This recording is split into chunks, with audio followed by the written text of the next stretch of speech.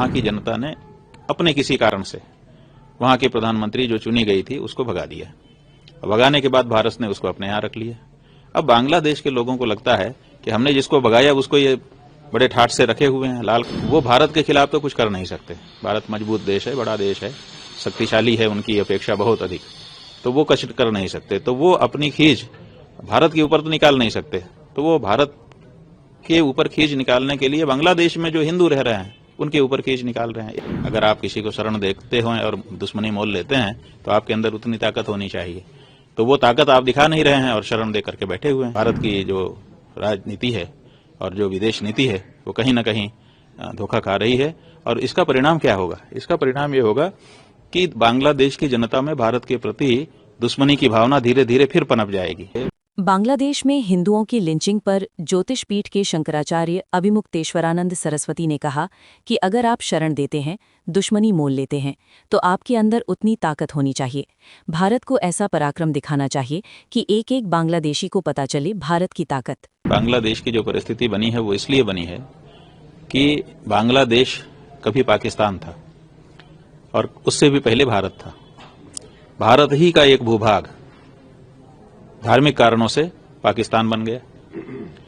बाद में पूर्वी पाकिस्तान और पश्चिमी पाकिस्तान के बीच पटा नहीं मामला, तो उन लोगों में कुछ बाधा आई, उसका लाभ भारत की सरकार ने उठाया और उसको स्वतंत्र देश घोषित करवा दिया।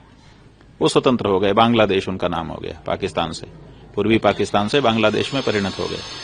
अब बांग्लादेश के रूप में भारत के प्रति वो कृतज्ञ थे कि इन्होंने हमको स्वतंत्र पहचान दिलाने में मदद की है हमारी, इसलिए भारत के साथ उनका अच्छा संबंध था। अब भारत के साथ जो अच्छा संबंध देश की राजनीति का और देश के जनता का चला आ रहा था, अब उसमें अंतर आने लग गया। क्यों अंतर आया? क्योंकि वहां की जनता ने अपने किसी कारण से वहां के प्रधानमंत्री जो चुनी गई थी उसको भगा दिया। भगाने के बाद भारत ने उसको अपने यहां रख लिया। अब बांग्लादेश के लोगों को लगता है कि हमने जिसको भगाया उसको ये बड़े ठाठ से रखे हुए हैं, लाल कालीन बिछा करके उसको उतारते हैं, उसको साड़ी की खरीदी करवाते हैं और उसको अच्छी जगह पे रखते हैं, सुरक्षा करते हैं। तो उनको लग रहा है कि हमने जिसको भगाया उसको ये पनाह दे रहे हैं, उसको ये शरण दे रहे हैं, उसको ये सम्मान दे रहे हैं, उसका ये मदद कर रहे हैं। तो इससे उनके मन में भारत के प्रति दुर्भावना आ रही है, शत्रुबोध आ रहा है और वो भारत के खिलाफ तो कुछ कर नहीं सकते। भारत मजबूत देश है, बड़ा देश है, शक्तिशाली है, उनकी अपेक्षा बहुत अधिक, तो वो कुछ कर नहीं सकते। तो वो अपनी खींच भारत के ऊपर तो निकाल नहीं सकते, तो वो भारत के ऊपर खींच निकालने के लिए बांग्लादेश में जो हिंदू रह रहे हैं उनके ऊपर खींच निकाल रहे हैं, एक के बाद एक। पहले एक मारा गया, फिर दूसरा मारा गया, फिर तीसरा मारा गया, पत्रकार भी मारे जा रहे हैं जो हिंदू पत्रकार हैं। तो ऐसी परिस्थिति में भारत की सरकार को विचार करने की जरूरत नहीं है। भारत की सरकार को विचार करना पड़ेगा कि हमने जो शेख हसीना को यहाँ पर रखा हुआ है उसका ये परिणाम निकल करके आ रहा है कि हिंदुओं को बांग्लादेश में सताया जा रहा है। या तो हम उनको कह दें कि भाई अब जाइए कहीं और दूसरी जगह रहिए, हमने आपको इतना कर दिया जो करना था, कम से कम अब चली जाए तो लोगों की भावना सहज हो जाए। और अगर ये नहीं कह सकता है तो उसको ऐसा पराक्रम दिखाना चाहिए कि बांग्लादेश का एक एक व्यक्ति इस संदेश से संदिष्ट रहे कि अगर हमने किसी हिंदू को छुआ तो भारत सरकार हमारे देश को ही तबाह कर देगी। ये डर पैदा करना पड़ेगा। अगर आप किसी को शरण देखते हो और दुश्मनी मोल लेते हैं तो आपके अंदर उतनी ताकत होनी चाहिए, तो वो ताकत आप दिखा नहीं रहे हैं और शरण दे करके बैठे हुए हैं। और फिर शरण मांगा कब उन्होंने? आज तक किसी चैनल ने, किसी मीडिया ने, चाहे बांग्लादेश का मीडिया हो चाहे भारत का मीडिया हो, ये नहीं कहा कि शेख हसीना ने शरण मांगी है और भारत ने उनको शरण दी है। ना उन्होंने शरण मांगा ना आपने शरण दिया, तो शरण की तो कोई बात नहीं है।